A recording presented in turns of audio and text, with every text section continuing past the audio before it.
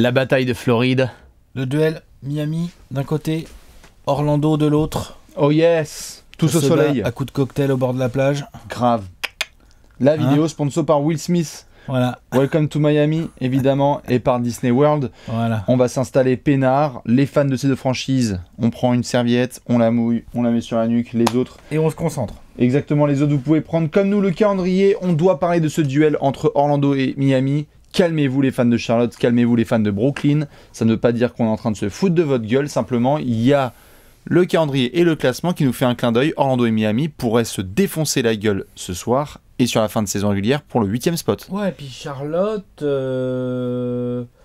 est encore dans la course, bien évidemment. Tout à fait. On peut encore croire à une 8e place, c'est possible. Merci Jérémy Lamb. Mais ils sont un petit peu derrière les deux équipes floridiennes. Il y a un match et demi, 2 matchs d'écart. Quand même, tout à fait. Nous avons un hit. Au moment où on est en train de parler, 8e, 36 victoires, 37 défaites. Et Orlando. 9e, 36 victoires aussi. Et 38 défaites. Donc là, c'est serré. Hein, tout à fait. Hein. Et puis t'as Brooklyn, comme on vient de le dire, là où ils sont 7e. Eux, ils ont 38 victoires pour 37 défaites, si je dis pas de bêtises. Ouais, voilà. Brooklyn, ils ont un match d'avance sur Miami. Donc tu peux éventuellement envisager tout à fait des petites défaites à droite à gauche. Mais dans tous les cas, Orlando et Miami, si on en parle aussi, c'est parce que ce soir, si vous regardez cette vidéo, donc c'est ce soir, c'est qu'on est quel jour ? C'est la nuit de mardi à mercredi. On est mardi, c'est ça, ouais, tout à fait. Eh bien, il y a un match à l'American Airlines Arena entre le Magic et le Heat. C'est immanquable. C'est ta musique, ça, hein ? TG, c'est immanquable. Non, c'est un gros match. Franchement, certes, pour certains, c'est pas top, mais minuit et demi cette nuit, le Heat qui reçoit le Magic, franchement, c'est un vrai match intéressant. Bien sûr, faut regarder ça. Entre deux équipes qui sont bien en forme. Je veux dire, le Heat, ils ont perdu contre Houston. Ensuite, ils ont fait 9 victoires et seulement 3 défaites depuis. Quand même, ils sont en forme. Le petit retour de Goran Dragic, et le Magic, depuis qu'ils ont perdu contre les Knicks, ils ont fait 8 victoires et 4 défaites depuis. C'est ça. Et ils sont sur 5 d'affilée, si je dis pas de bêtises. Et ben on va commencer avec Orlando. Orlando qui est en ce moment dans une très bonne vibe. C'est la première fois qu'ils ont fait dans leur histoire ce qu'on appelle une homestand, donc 5 matchs de suite à domicile avec un 5-0, un perfect. Ils viennent de taper Philadelphie, comme il fallait. Ils ont tapé des équipes qu'il fallait taper, Memphis, New Orleans. Les cadres font le boulot. Vavan au top, il y a eu 3 matchs de suite à plus de 20 points, il a été clutch. Et là, ils viennent de déboîter les Sixers. Oui, tout à fait, voilà. Comme je disais, ils ont tapé Philly. Bon, Philly qui était sans Ben Simmons. Mais Orlando, vraiment, est dans une bonne forme. Le groupe a l'air à la fois complet et en confiance. Enfin, tu sens que les mecs, en fait, n'ont pas abandonné et qu'ils veulent la peau du hit, quoi. Ouais. Ça, c'est bien. Steve Clifford, ils veulent aller en play-off. Ouais, bien sûr. Ils veulent aller en play-off et quand tu regardes leur effectif, ça se comprend. Bien sûr. Je veux dire, Vavan, il va avoir 27 piges. Vucevic, il vient d'être All-Star, il fait une grande saison. Augustine, il n'est pas de la dernière pluie. Augustine, il n'a pas commencé à jouer au basket hier. Tous les Terrence Ross, comment il s'appelle ? Aaron Gordon. Aaron Gordon, oui, c'est vrai, il y a Aaron Gordon, c'est vrai. Il a un beau bandeau d'ailleurs, je kiffe bien son bandeau. Il est cool. Terrence Ross, Michael Carter-Williams, qui est là aussi et qui apporte en sortie de banc, qui a été très bon hier contre les Sixers. Pas mal de petits vétérans qui sont venus s'ajouter au groupe pour aider les jeunes, quoi. Et j'aime vraiment pas mal la saison de Jonathan Isaac. Ah oui, c'est intéressant. Non mais c'est vrai, hein. Bien sûr. C'est intéressant. Ah bah, parfait. Ensuite ils ont le gars là, Ken Birch qui sort du banc là. Ouais, bien sûr, gros fric pivot qui essaie de faire le move, bien sûr, col bleu qui fait le taf. C'est une équipe qui est maintenant qu'elle est là, elle a envie d'aller en play-off, clairement. Les vétérans hissent la franchise, ouais. Clairement. Tu vois que Vucevic et Vavan veulent leur spot et enfin découvrir. Parce que Evan a déjà fait des playoffs, il en a déjà fait avec Denver. Ah oui, mais vite fait quoi. Mais c'était une participation administrative. Voilà. Là, il veut ses vrais premiers playoffs en tant que daron vraiment de la franchise. Orlando est dans une très grande forme. Vucevic, lui, il a fait les playoffs, lui. Peut-être avec Philly en tout début de carrière. Vite fait aussi. En tant qu'ancien joueur 2, mais c'est tout. Bien sûr, non. Sinon, c'est la découverte totale pour une franchise d'Orlando, et c'est ça dont on va parler aussi, qui a besoin aussi dans son projet global avec John Hammond, avec Steve Clifford, de montrer qu'en fait, Orlando, il y a un vrai projet. Parce que là, Orlando, on l'a vu pendant des années, genre qui est capable là, de tête de nous sortir quand est-ce que c'était la dernière fois qu'Orlando était en playoff, je dirais quoi, 2011, 12 peut-être max, peut-être 2012 je dirais. Il n'y a plus Dwight, il y a Vince Carter. Oh là là, il y a qui dans cette équipe? Enfin Orlando, ça fait bien 6-7 ans qu'ils n'ont pas été en playoff. Vous inquiétez pas les fans des Kings, hein. On sait que pour certains c'est un petit peu plus long que d'autres. Vous, ça fait combien de temps? 2010. Donc voilà, ça fait aussi un petit bout de temps. Mais on y retourne l'année prochaine. Voilà. Mais Orlando, avec chaque Kobe 2.0. Voilà. Mais pour Orlando, c'est hyper important parce qu'en plus, tu as un gars comme Vucevic, qui est agent libre cet été, qui devrait prolonger vu comment ça a l'air de se prolonger. Mais c'est pas écrit cette affaire. C'est pas écrit. Moi, je veux bien le voir, ça. Bien sûr. Il y a des franchises qui vont arriver et faire un Nico, tu veux pas 100 millions sur 5 ans là? Il y en a qui vont peut-être faire ça. Nicolas Vucevic, pas Nico. Ouais, Nico Vucevic, non, parce qu'il va y avoir tellement de caps de partout en NBA l'été prochain que c'est le genre de pari que je prendrais pas, ça. Bien sûr, bien sûr. Mais oui, non. Le Magic, clairement, va jouer. Le Magic a des très belles armes offensives.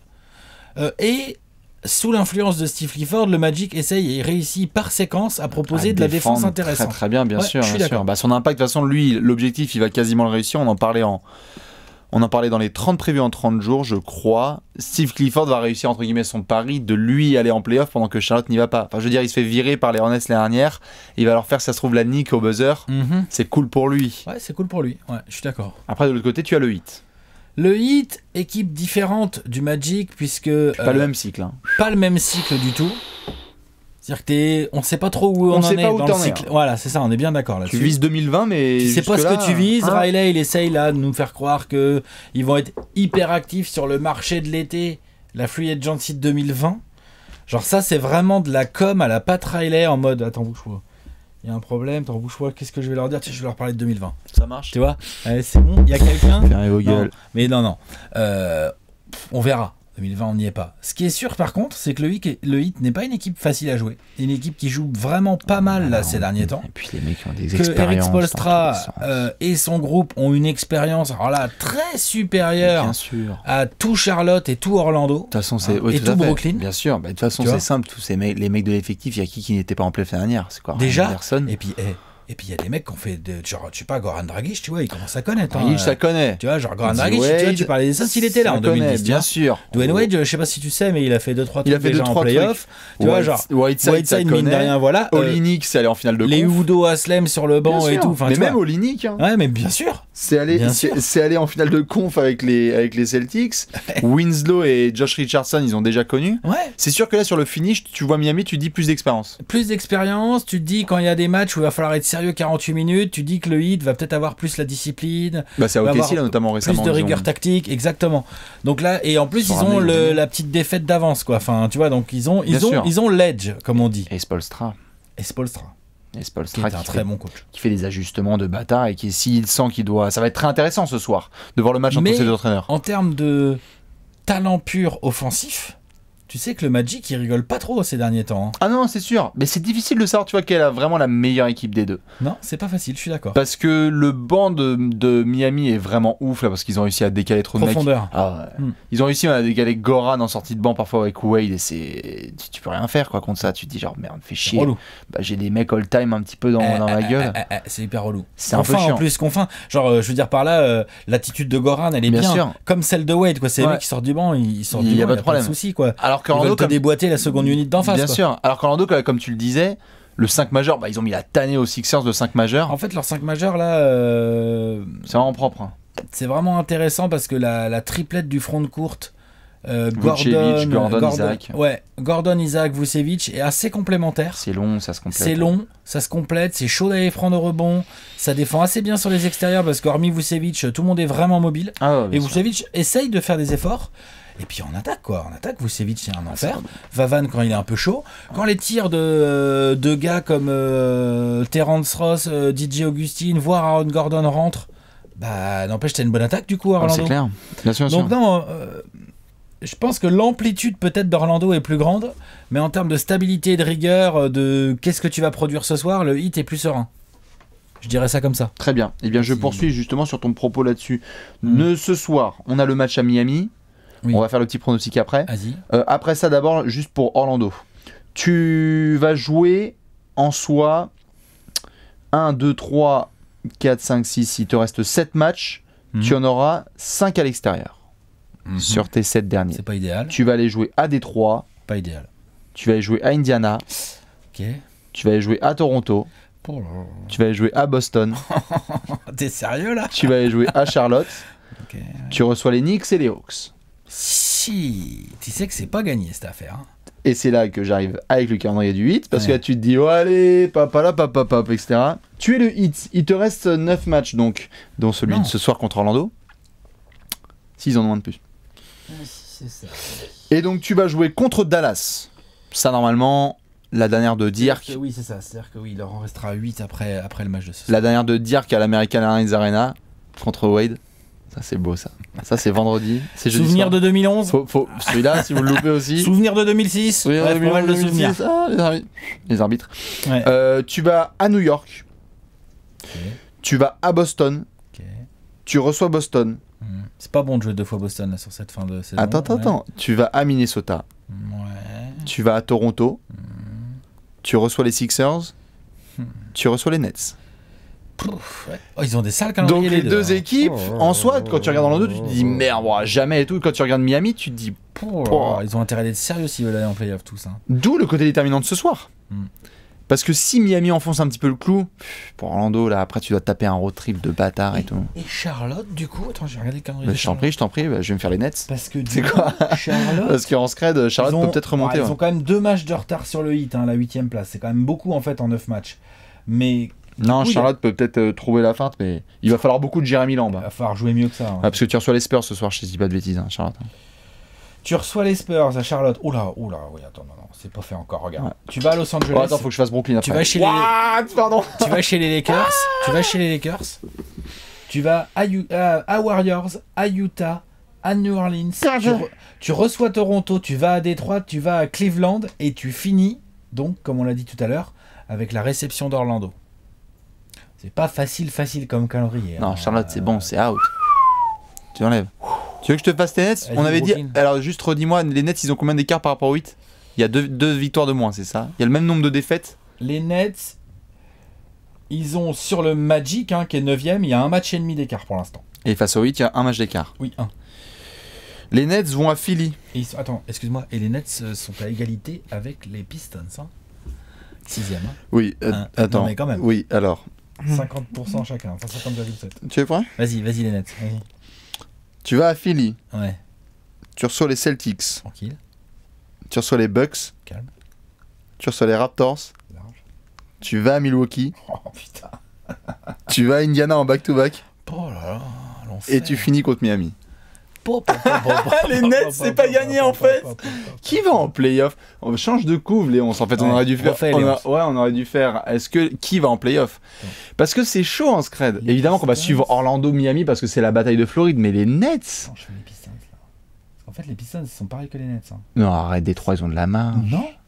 Ils ont de la marge. S'ils jouent des équipes de merde. 37, non, 36. Regarde le calendrier. Oui, justement, mais parce qu'ils ont vraiment eu de la merde en décembre. 37-36. Les fans des Pistons. Donc il leur reste 9 matchs et ils ont le même bilan que les Nets, enfin le même pourcentage. God. À Denver. Ça va. VS Orlando, VS Portland, at Indiana, VS Indiana, at Thunder, VS Charlotte, VS Memphis, at New York. Ok, le finish c'est bien. Les 3 derniers ça va. Oui, les 3 tu dois résister, tu gagnes les 3 derniers, c'est bon.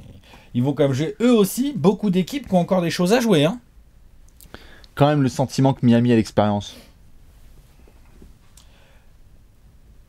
Tu crois qu'Orlando va se faire niquer, quoi? J'ai l'impression. C'est ça? Je demande. J'ai pas envie, Bah, c'est l'espèce de challenge que j'avais vu un peu sur les réseaux sociaux. C'est est-ce que tu veux la dernière saison de Dwayne Wade avec des playoffs ou est-ce que tu veux les vrais premiers playoffs de Vavan? Ah oui, c'est forcément l'un ou l'autre. Je pense pas que les Nets peuvent se faire fumer. Non. Ah, dites-nous si vous voyez les Nets se faire fumer par. Tu vois les Nets se faire fumer par Orlando et Miami? Je sais pas, leur calendrier est extrêmement sale. Et ils ont pas de marge, qui jouent moins de matchs. Tu vois ce que je veux dire? Ils viennent de perdre en double OT contre les Blazers. Ils enchaînent sur des matchs compliqués. Ils sont pas sortis d'affaires. Non, ils sont pas sortis d'affaires. J'aime un peu mieux le calendrier de Détroit et je trouve que Détroit a un petit edge là parce qu'ils ont un peu plus de matchs à jouer. Oui, Détroit, je les fous en playoff. Est-ce qu'on peut pas avoir les deux? Est-ce qu'on peut pas avoir Orlando et les Miami playoffs pour Vavan et puis des playoffs pour Wade? Et donc tu vires les Nets? Tu prends ce pari là, toi là? T'enlèverais les Nets des playoffs là? En tout cas, vu les calendriers, je suis Brooklyn, je fais pas mon malin. Je dis ok, on fait une belle saison, maintenant faut finir. Voilà ce que je dis. Brooklyn. Après, ils ont le jeu, Ils ont le jeu, ils ont les joueurs, ils vont rien lâcher, ils ont un D'Angelo Russell en grande forme et tout, Mais en fait, en face, on l'a dit, Miami doit faire attention également. Hein. Miami doit faire... Par exemple, cette nuit-là. Regarde cette nuit. Si Orlando va gagner à Miami... Oui. Tu sais que Miami, tout de suite, ça se complique. C'est la panique, bien sûr, c'est pour ça que je dis... Tout de suite, en fait. C'est pour ça que je dis comment est-ce qu'on fait le finish. Chaque match va être très important. C'est pour ça que je dis comment est-ce qu'on projette un peu le finish. Parce que Détroit, on les met. Tu vas pas enlever Détroit des playoffs, quand même. Tu gardes Détroit en playoffs. Oh, ça va, ils font le taf au finish. Dédé, Blake, ça gère. C'est tout ce qu'ils ont. Ça gère. Tu les mets pas? Moi, je les mets. Si, je les mets. Détroit, c'est bon, ça y va. Je les mets. Les Nets, j'arrive pas à ne pas les mettre en playoff. Putain, même là, s'ils ont des grosses rencontres, ils vont être capables d'aller en remporter au forceps. Je les mets. Moi, je crois vraiment que ça se joue entre Orlando et Miami. C'est la logique de dire ça, hein. Mais... Donc toi, est-ce que tu mets les Nets quand même évident. Non, bien sûr, mais est-ce que tu mettrais les Nets à l'heure actuelle en playoff? En fait, ce que j'arrive pas à bien jauger... Quand même. Ce que j'arrive pas à bien jauger, c'est la capacité à Orlando. Trop de fois, Orlando, tu vois, là, ils viennent de battre les Sixers de manière assez autoritaire, j'allais dire, enfin, assez bien, quoi. Ils vont faire une Magic. Et tu vois, voilà. C'est ça. T'es pressenti à faire une Magic. C'est ça que j'arrive pas à jauger. Et je sais que Vavan va nous entendre et il va se vénère, mais c'est pas grave. Après... Ouais, ça peut être bien, en fait, c'est bien, ça c'est le contre-effet. Moi je pense qu'Evan, vous allez vous chier dessus. Ouais, je pense que vous allez pas être bon. Je pense que ça va pas le faire. Prouve-nous le contraire. Non, mais je veux dire, les Nets finalement, regarde, on parlait du léger peut-être manque d'expérience parfois de certains joueurs du Magic. Mais en fait, les Nets, il y a un peu de ça aussi. Bien sûr. Tu vois ? Bien sûr. En termes de coaching, Atkinson fait un boulot incroyable. Oui, mais ils sont plus réguliers quand même, les Nets. Hein. Tout à fait. Ils sont plus réguliers, mais ces derniers temps, ça va quand même moins bien. Hein, Mais ça va moins bien comment, en fait? Parce que tu perds en double OT contre Portland, mais ça, c'est pile ou face. Tu perds contre les Clippers, mais de 3 points parce que ça se joue au finish, ok. Perdu Clippers, Jazz Thunder en déplacement, ouais, c'est vrai. Non. Les Nets, quand même. Enfin, je veux dire, Orlando est plus schizophrène, quoi. En tout cas, exactement. Les Nets, dans la continuité de leur saison, nous donnent envie de dire qu'ils vont même peut-être être devant Détroit, en fait, tu vois, par exemple. One last dance. Miami va en playoff. Allez, Wade en playoff, allez. Wade en playoff? Ouais, Wade en playoff. Je suis désolé, Evan. Hein. Désolé, Nico. Mais ouais, j'ai peur de... Je vais regarder sûr et certain le match ce soir en direct, mais il faut nous faire mentir, ouais. Parce que j'ai l'impression qu'il manque un an, tu vois, encore à Orlando. Il faut qu'ils essaient de le seul un peu cette saison. La place du con de Denver, tu vois. Ça veut pas dire que vous allez être deuxième de la conférence l'année prochaine. Que ça se calme un peu. Mais Orlando, ouais, je pense qu'il leur faut encore un petit peu de temps. Et là, notamment au finish, ça va peut-être se vérifier. J'ai peur. Dans tous les cas, le rendez-vous, c'est ce soir. C'est extrêmement serré. Oui. Orlando, là, peut être 6ème. Hein, tout à fait. Ah non, mais c'est... Dans quelques jours. Hein. L'Est va être kiffant. Minuit et demi, ce soir, American Airlines Arena. On sera devant, on espère vous aussi, on sera sur les réseaux sociaux, donc n'hésitez pas, comme ça on peut échanger un petit peu. Dites-nous qui vous voyez un petit peu sur le finish, surtout de ce bas de tableau de conférence Est, aux places 6, 7, 8 et même 9, 10. Hein. Et puis nous, on va se faire le match tout à l'heure en direct. Allez. Bonne bataille de Floride, à la prochaine. Ciao.